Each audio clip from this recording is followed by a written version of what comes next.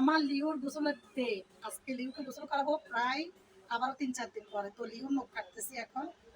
এই যে লিওর নখ কাট, নখ অলরেডি আগে কাটছিলাম,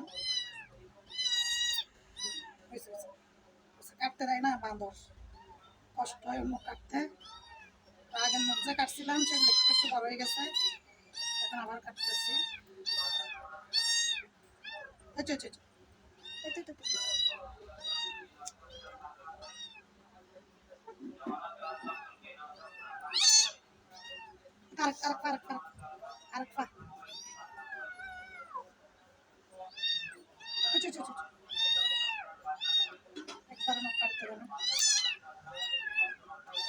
তো লিওকে লিওর বাথটবে নামাই দিছি। তো লিওর বাথটব হচ্ছে এটা, লিওকে এখানে গোসল করানো হবে।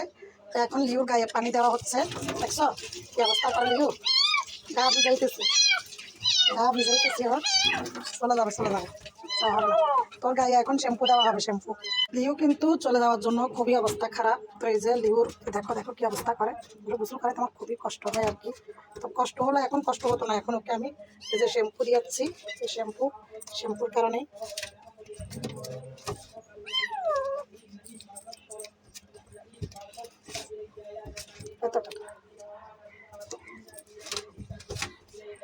এই যে আমি এভাবে এভাবে গোসল করাই, যে পা নিচে একদম ওর লেস, তারপরে এই যে মুখ দেখো, ওর মুখের মধ্যে কিভাবে করে দেখো।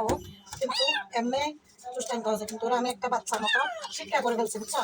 এখন ওকে পানি দিচ্ছি, ও তো কিন্তু হারাহারি করবে, ওর কাজটা হচ্ছে হারাহারি, ও যেহেতু অবলা পশু, ও কিছু বোঝে না, ওরা এখন চোখ করতেছে, এই জন্য করতেছে।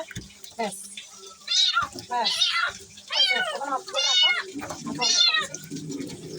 লিওর গোসল শেষ, লিও এখন গা পরিষ্কার করবে। এই যে লিওর তৈলা, এটা হচ্ছে লিওর তাউল। লিও কিন্তু একদম ফ্রেশ হয়ে যাবে। এবারে শ্যাম্পু দিয়ে ভালো করে লিওকে গোসল করা ফেলছে, এক ফোঁটা পানিও থাকবে না। এরপরে লিওর গায়ে কন্ডিশনার লাগা দিতে হবে। তো এখন ওর লোম কিন্তু শুকানো হয়ে গেছে, দেখতে পারতেছ ওর লোম শুকনা শুকনা হয়ে গেছে। এখন এই যে এই কন্ডিশনারটা লাগাবো, আসো, যে কন্ডিশনারটা এখন ওর গায়ে লাগাবো। ওকে কন্ডিশনার লাগা দিছি, এখন এখানে এসে শুয়ে আছে দেখো। ওর একটা কম্বল আছে, কম্বলটা দিয়ে দিব।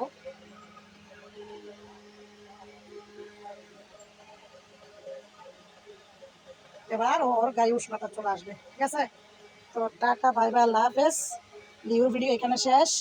লিওর ভিডিও ভালো লাগলে অবশ্যই সবাই লাইক কমেন্ট শেয়ার করে সহযোগিতা করবা। ফেস থেকে দেখলে ফেস ফলো করবা, ইউটিউব থেকে দেখলে ইউটিউব চ্যানেল সাবস্ক্রাইব করবা, টিকটক থেকে দেখলে টিকটক ফলো করবা। যারা সাবস্ক্রাইব করো নাই, যারা ফলো করো নাই, তারাই করবা, ঠিক আছে।